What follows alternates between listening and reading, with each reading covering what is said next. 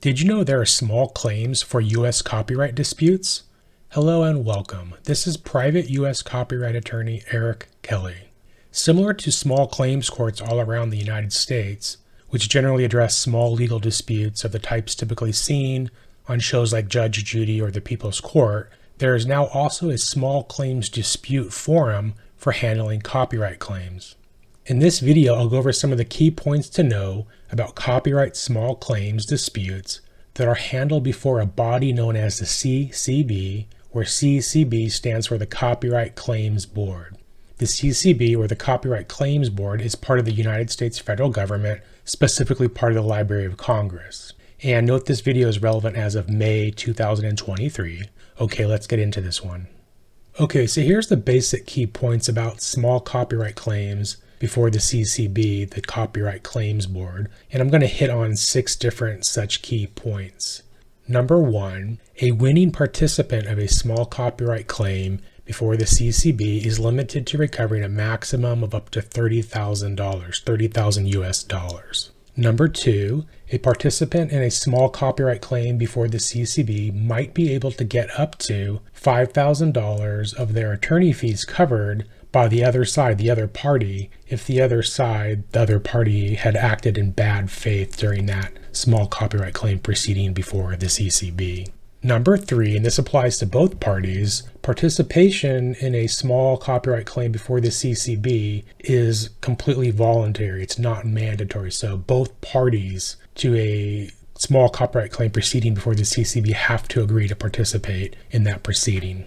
Number 4, there are a variety of different types of legal copyright claims that may be brought in a small copyright claim proceeding before the CCB. And some of these types of legal claims include, so basically the first one would be your basic copyright infringement claim. Your second one would be a declaration of non-copyright infringement claim. So that's if the person who was alleged to have infringed thinks they hadn't infringed, they could actually file a claim seeking a declaration from the CCB that their conduct was non-infringing. A third type of claim that may be brought has to do with if a party misrepresented itself with respect to a DMCA takedown notice. So if the party that provided the takedown notice had misrepresented itself, or if the party that had received the takedown notice and responded with the counter notice had misrepresented itself with their counter notice, if either one of those parties misrepresented themselves, then you can bring a small copyright claim before the CCB to address that misrepresentation. And then the last type of claim that could be brought would be counterclaims. And a counterclaim is just be a claim that could be related to one of those first 3 types of claims that I just noted. Okay, number 5, small copyright claim proceedings before the CCB are intended to be done largely to exclusively done online. So there's no physical face-to-face appearances, at least generally as far as I know. The proceedings is exclusively done using online filings and done using phone and or video conference calls. So by doing that, the process should be much more streamlined, faster, and less expensive as compared to regular old-fashioned federal court litigation. And number 6, the last key point that I'm going to mention here has to do with copyright registration. So for a small claim before a small copyright claim before the CCB, copyright registration is not necessary to file your claim before the CCB, but you do need to have at least a pending copyright registration application filed at the U.S. Copyright Office. So now I'm going to go back through these 6 points and hit on each one in a little bit more detail. Note, what you are seeing on the screen right now is just a screenshot taken from the CCB's FAQs, their frequently asked questions section of their website, ccb.gov. And with respect to our first key point I noted above, with respect to a winning participant of a small copyright claim before the CCB being limited to recovering a maximum of up to $30,000, basically also note that if one is seeking what are called statutory damages instead of seeking what are known as actual damages, then the maximum upper limit is up to $15,000 in statutory damages per work infringed. Whereas in your ordinary, regular, kind of old-fashioned U.S. federal court copyright litigation, there is no upper limit for actual damages, whereas the limit here for the small claims is $30,000, whereas in the ordinary, regular U.S. federal court copyright litigation, the upper limit for statutory damages is $150,000 per work infringed versus the only $15,000 limit for the small copyright claim before the CCB. And then kind of if you're wondering what are statutory damages and what are actual damages, well, statutory damages are essentially a dollar amount set by law that the party who has had their copyright infringed gets if they win that lawsuit or that dispute or that proceeding. Whereas actual damages are the actual monetary harm that the party who has had their copyright infringed, from that they've actually suffered from that infringement. And in addition, actual damages have to be proven, whereas statutory damages do not have to be proven because the statutory damages are just kind of set forth in the law. They're just a financial number.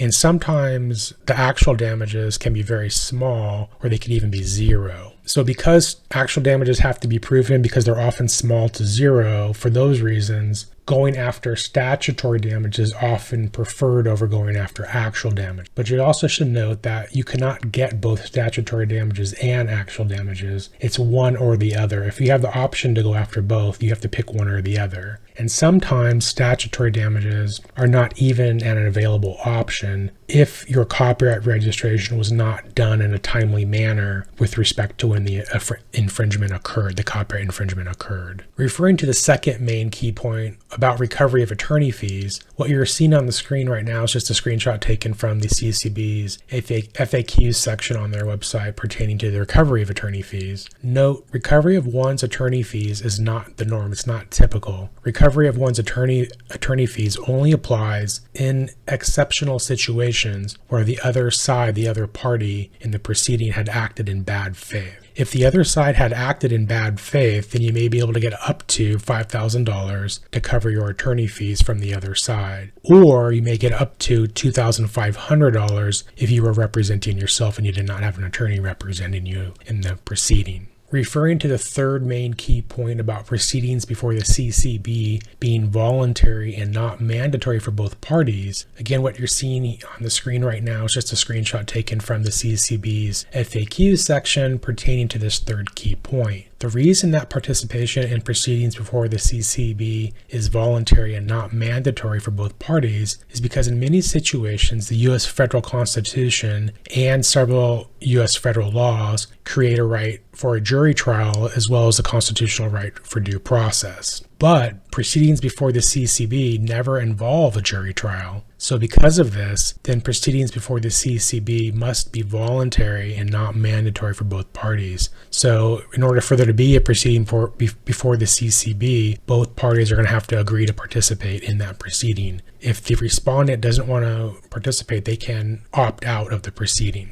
Referring to the fourth main key point about the types of legal claims that may be brought before the CCB. So as you can see here, you can bring claims for copyright infringement, which is the first point here. The second point is you may bring a claim for a declaration of non-copyright infringement, which is the second point. The third point here, you may bring a claim for misrepresentation during the notice or the counter notice process for the DMCA takedown process. And then the fourth and fifth points here are that you can bring appropriate counterclaims that relate to one of the first three claims. And then the last bullet point here just notes that basically any legal or equitable defense under copyright law or other applicable law may be brought as part of the basically defense to a claim being brought at the CCB. Note, I'm not going to discuss the fifth key point in any further detail because I've already hit upon its details when I had first noted the fifth key point. And the fifth key point just pertained to how CCB proceedings are done online and using phone and or video conferencing for the hearings. But referring to the sixth main point about copyright registration, here you can see that you do not need to have a copyright registered before you actually file your claim with the CCB, but you will need to have a pending U.S. copyright registration application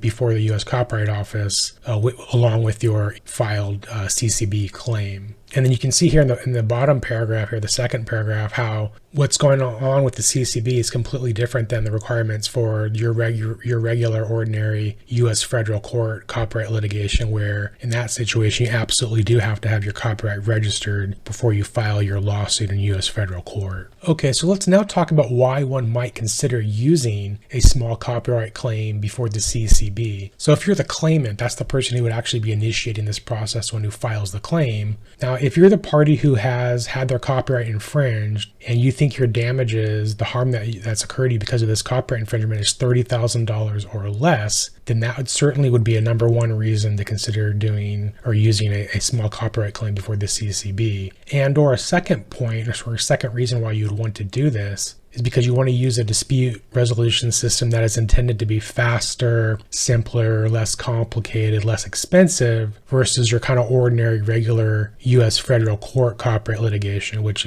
tends to be slower, more complicated, and much more expensive. So those are the two primary reasons why, if you're the claimant or the person who's considering bringing a claim, you would want to consider using a small copyright claim before the CCB, namely that you think the harm that you've suffered is $30,000 or less, and you want access to a system that's intended to be, it's all online and it's faster, simpler, less complicated, and less expensive. Now, if you're the respondent, which is the party who might be responding to the claim, there also can be some reasons why you might want to use a proceeding before the CCB as well. And recall, it takes both sides to participate for there to actually have an active ongoing proceeding before the CCB. So if you're the respondent, you might want to agree to be part of the CCB proceeding because, number one, this is a way to limit your liability exposure, limit your liability risk to a maximum of $30,000. Because remember, if you were instead sued in ordinary, regular U.S. federal court, your liability exposure could be significantly higher than $30,000. Remember, like statutory damages could be up to $150,000 per work infringed in the ordinary, regular U.S. federal court litigation. So again, number one reason would be if you want to try to limit your financial liability, your risk here to $30,000 or less, and that would be a reason that you want to use a small copyright claim or participate in a small copyright claim proceeding before the CCB. And the second reason why a respondent might want to agree to be part of the CCB proceeding is the same point that we mentioned above. That is, you want to be able to use a dispute resolution system, again, that's intended to be faster, simpler, less complicated, and less expensive versus the ordinary, regular U.S. federal court copyright litigation, which tends to be slower, more complicated, and much more expensive. Okay, so now let's talk about some reasons why you might consider not using a small copyright claim before the CCB. So again, if you were with a claimant, the person who would be considering bringing a claim, some reasons why you might not want to use a small copyright claim before the CCB might include, number one, if you think your damages are going to be more than $30,000, then you might want to just go straight to regular old-fashioned U.S. federal court litigation. Number two, maybe in terms of the remedies you're seeking, in addition to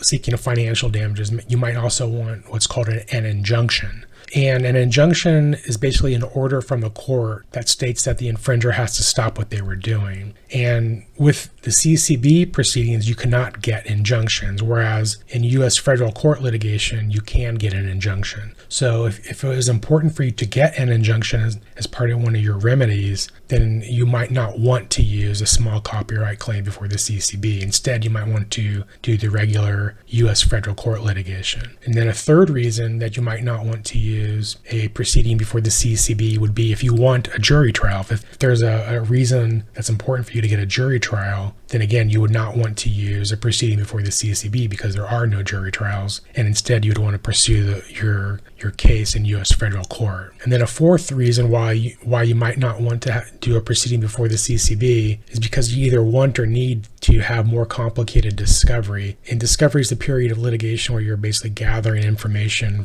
from the other side, and they're doing the same. And there's a whole different variety of discovery tools in regular court litigation, whereas the discovery process in a CCB proceeding is very limited and streamlined. So this number four reason would be if you have a need for more complicated discovery, such as depositions and subpoenas, then perhaps a CCB proceeding wouldn't be right for you, and you would want to do regular U.S. federal court litigation where you can use the full breadth of discovery tools.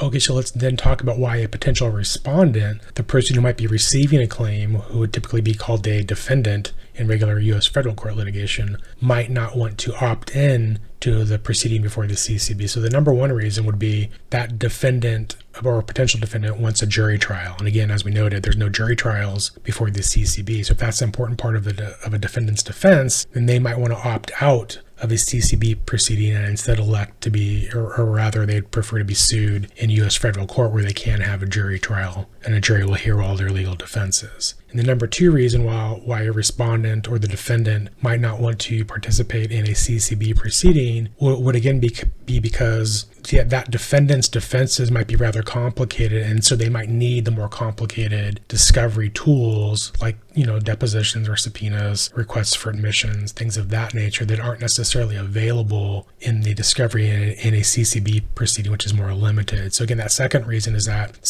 why a defendant or a respondent might want to not do a proceeding at the CCB is because they need to have the more complicated and the full breadth of discovery tools that are available during the regular or ordinary U.S. federal court litigation. If you want to research on your own on this topic of small copyright claims before the CCB, you can start at the homepage for the CCB, which is simply ccb.gov. And what you're seeing here is basically a portion of, or a screenshot of the CCB's homepage, or at least a portion of it. Here's a link for the FAQ section, which is a great place to start. Here's where a claimant could start their claim, start or access a claim. Here's where a respondent can respond to the claim, or they can opt out. And then here's where a link to basically the electronic and case filing management system. So a bunch of useful information, but this is the basic starting point where you can do some of your research. And also note, you can easily get to the ccb.gov from the U.S. Copyright Office website. So it provides basically a link over to the ccb.gov.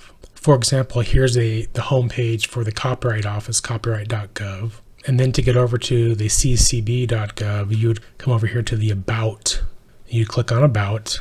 And then once you get on the About page, you can come over here where it says Small Claims, and you click on the link for Small Claims.